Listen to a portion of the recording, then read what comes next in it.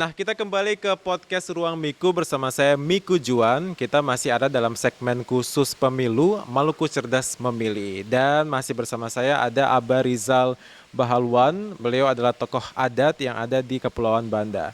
Nah, tadi kami berdua sudah ngobrol banyak nih tentang masyarakat adat yang ada di Kepulauan Banda dan bagaimana harapan mereka terkait dengan hasil dari pemilu 2024 itu wajah masyarakat adat itu seharusnya seperti apa dan maunya seperti apa. Nah, saya mau tanya eh, ke Pak Aba juga nih terkait dengan pemilu 2024. Nah, kira-kira kampanye seperti apa yang menurut Pak Aba itu bagus dan bisa mengakomodasi kebutuhan dari masyarakat adat? Baik, ini terima kasih banyak. Sebenarnya Ya, ide-ide kampanye yang ya, untuk pemilu yang akan datang ini para paslon-paslon, mereka sebenarnya harus bikin satu terobosan baru ya. sehingga bisa menggugah dan diterima oleh masyarakat.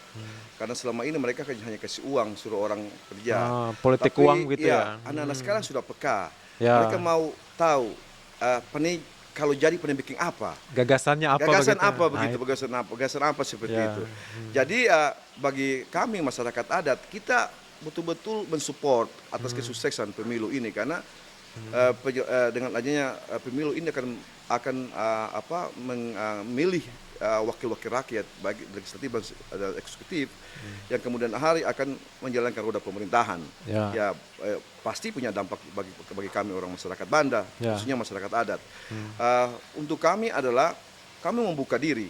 Jadi masyarakat adat itu karena di adat adalah menerima segala bentuk akulturasi dan pluralisme dan ide-ide orang. Ya. Bagaimana ada ide-ide, bagaimana adat kami itu mempersatukan mereka, walaupun mereka punya warna. Dalam hal para paslon punya ada dari partai A, partai B, partai D. Kita kumpul dalam mereka dalam suatu tempat, ada kesepakatan. Lalu kita bilang bahwa mereka bahwa kalian ini adalah masyarakat Banda yang mewakili orang Banda.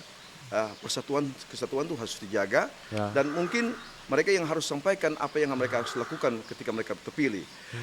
Khususnya berhubungan dengan masyarakat adat, saya berpikir bahwa kalau bisa mereka menggagaskan bahwa bagaimana kalau saya jadi, saya Ya. akan kukuhkan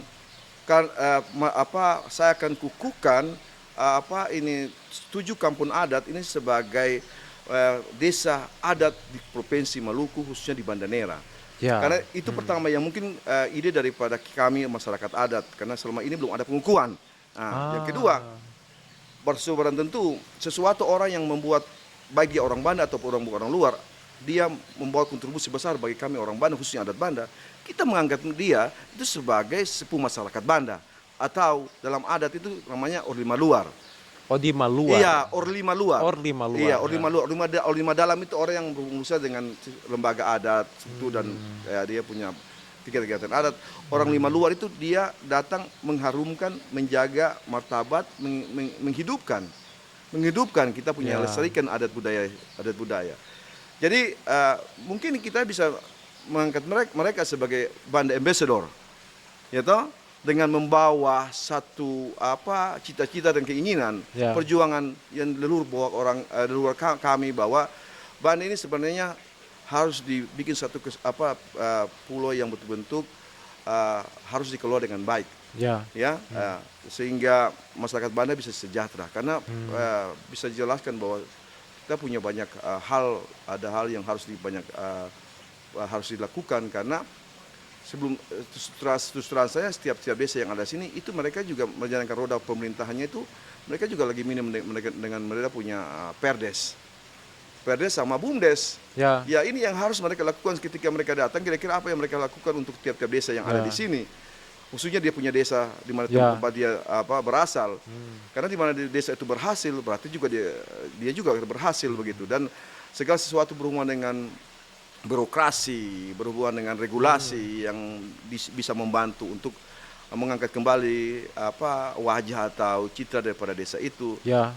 Dari dia punya kegiatan-kegiatan pemerintahan dan juga kegiatan masyarakat adat sehingga adat bisa hidup, pemerintahan juga bisa berjalan bagus dengan dia perangkat desa, perangkat adat dan juga masyarakat jadi sejahtera. Ya. Iya, menggali potensi yang ada di Pulau Banda dan desa masing-masing. Saya pikir itu saja, Chef. Baik. Iya.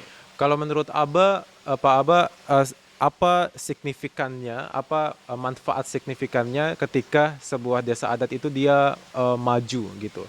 Ya, Kalau menurut bagi masyarakatnya. sudah tentu sangat signifikan karena menambah identitas yang kuat bagi kami orang Banda bahwa orang Banda punya ada suatu adat istiadat yang luar biasa yang Ya. adat itu dipakai untuk menjaga kelestarian alam hidup antara manusia dan lingkungan manusia dan manusia toleransi umat beragama yang harus dijaga seperti itu. Jadi Ya. signifikan di adat itu yang harusnya uh, diperkuat kita punya masyarakat adat di sini sehingga masyarakat adat ini mereka bangga bahwa mereka itu punya adat istiadat yang sangat kuat dan sangat pasti kalau sudah bisa dia melestarikan pasti bisa dibawa ini ditontonkan dalam paket wisata dan semua orang datang ke Ya, Banda benar. karena suatu tempat kalau tidak ada budayanya itu seperti pakaian itu kurang lengkap. Kurang lengkap. Ya, Biasa kalau ada aja paket gitu budaya ya. cuma hanya lihat bahwa ada sejarah tapi kalau tidak ada budaya, Ya. ada tarian-tarian, ada nyanyian sehingga inilah segmen atau instrumen-instrumen yang memperkuat tentang pulau kami, Pulau Banda Nera. Adat istiadat tetap lestari, dia hidup, masyarakat akan juga sejahtera, alam terjaga, lalu masyarakat desa juga mereka bisa mengelola mereka punya potensi yang ada di desa, aturan-aturan desa juga harus kuat, ya. Karena itu juga harus diperhatikan karena kita harus bikin satu peraturan yang mana untuk menjaga perilaku manusia yang hidup di sini. Ya, jangan sampai mereka juga merusak alam kami karena pulau ini terlalu cantik. Ya, Ya. seperti itu. Keren sekali sih. Jadi selain untuk menjalin persaudaraan dengan memperkuat desa-desa adat, namun juga dengan segmen wisata itu malah menarik banyak sekali minat untuk datang berkunjung ke Banda begitu ya, Pak Aba. Iya, benar. Ya, Kalau benar. selama ini daya tarik wisatawan itu paling banyak ke Banda itu apakah karena alamnya saja atau karena Ini ya, menarik. Banda punya kekhususan yang paling menarik di atas keunggulan di semua tempat-tempat yang ada. ya, Kita punya kurang lebih ada potensi wisata kurang lebih 9 sampai 10. Tempat lain mereka punya hutan atau punya pantai atau punya bawah laut, tapi Banda punya mix potensi. Semuanya. Jadi, semuanya ada lengkap, Ya. semuanya. Makanya saya sangat senang dengan Ciru Bintang ini menghadirkan orang datang ke sini dengan semua potensi wisata yang ada. Orang datang bisa melihat situs sejarah.